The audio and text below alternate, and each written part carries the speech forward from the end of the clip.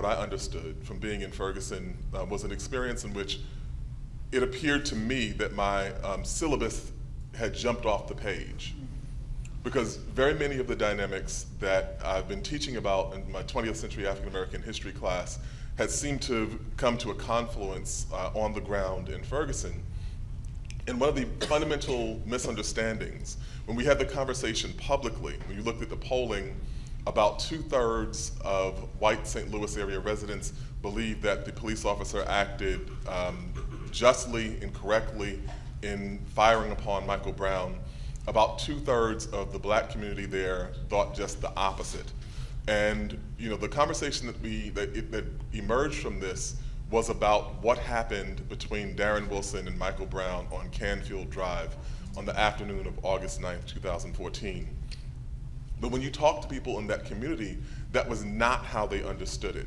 They understood, and so we think of ourselves as historians as being essential to provide context, and it's easy to sometimes forget that people enter a community or enter a circumstance with context of their own. So they were much less likely to talk about what happened between those two individuals, and much more likely to talk about the context in which it occurred.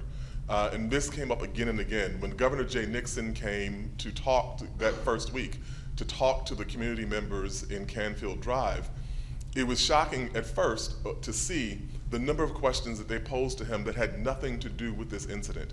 People were raising questions about why schools were being closed. They were raising questions about why the tax revenue was why municipal revenue was being generated through parking enforcement or through traffic fine enforcement and so on. And so they understood the dynamics here as being much broadly based and much deeper historically.